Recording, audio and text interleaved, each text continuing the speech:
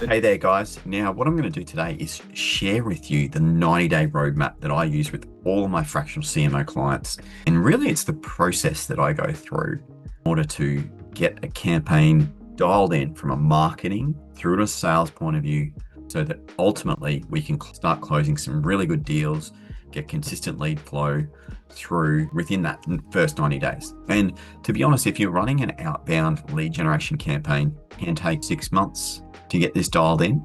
However, what I'm going to take you through is really all the back end stuff that you need in place first. Once that's in place, which is usually around that first 2 to 4 weeks, you start to generate leads and then you start to refine how the sales process looks. So what I'm going to do is start from the back. So first of all, I'm a huge believer in making sure that you've got a sales process in place. So even if you've got a great salesperson, if you've got a framework for them to follow, then ultimately you're able to duplicate exactly what you're doing. You can get someone in if they leave and they're able to take over the sales process. So let's share this screen now and let's talk this through. The first thing, I always have in place a sales framework like this. It needs to be customized to your business.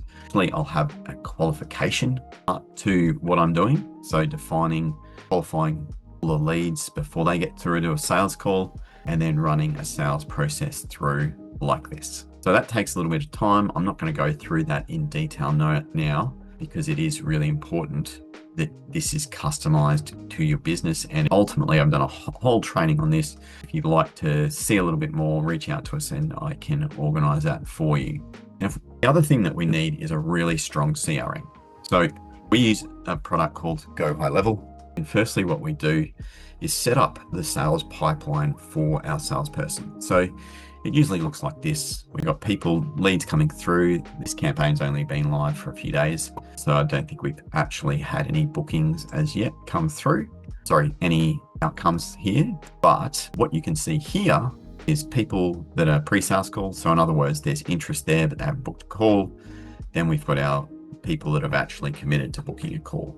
Now, from there, you've got closed, follow-up, and no-show opportunities based on that sales call happening. It's really important we set it up like this, and it's there for the salesperson to manage. Another key aspect to the sales is managing the task, managing the follow-up. So I do that through tasks, through another area. If someone's had a sales call book and they've followed through on it, then there's always a task attached to that so that they continue to follow up and no lead is lost. Absolutely critical. So that's really our sales process.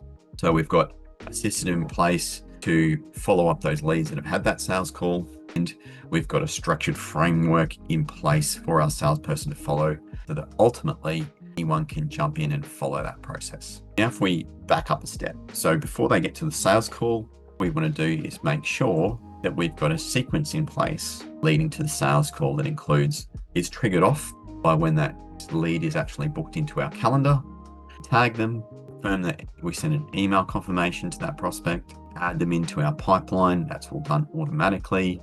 We send them SMSs, reminder emails, SMSs, and a little bit of automation in here for our salesperson so they can literally click a button through an email after the sales call and they're automatically updated. So we're trying to minimize the admin for our salesperson as much as possible.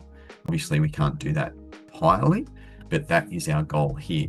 Minimize as much as possible through automation. Now, so that's really the key. So is we build in automations, follow-ups, full process from point of generating that interest through to them actually converting in as a client. Another added thing after we've actually closed this client is looking at our onboarding process as well. Now, I'm not going to show you this specifically because it's really needs to be tailored to our actual who that person is. But as soon as they have signed an agreement, paid their invoice, we need to send them an email, what the next steps are and the expectations around that, book them in for an onboarding meeting.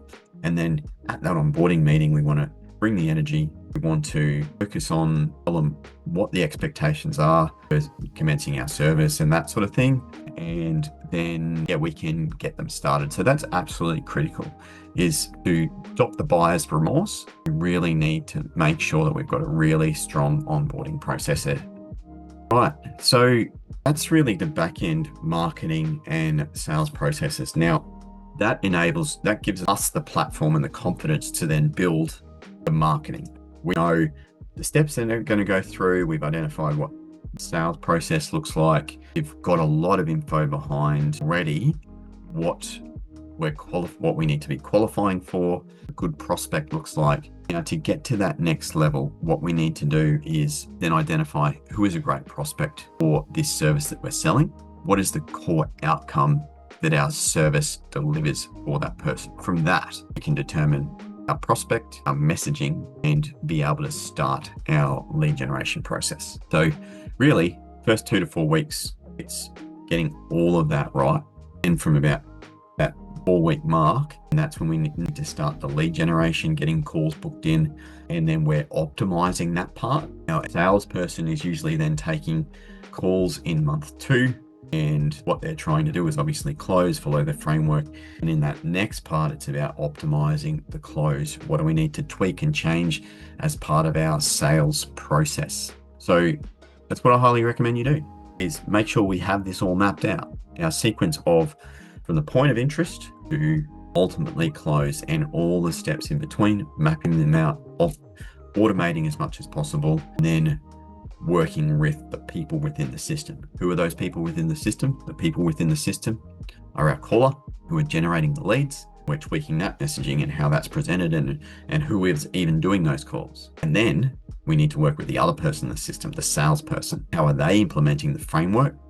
Does the framework work, or do we need changes there? And providing them feedback and optimizing that there. Things are going to change and shift and all that sort of thing. So if you've got that dialed in at the 3-month mark, it's quite highly likely that you're going to need to keep tweaking this process through to 3 months, 4 months, 5 months, 6 months, and beyond if required. That's it, guys.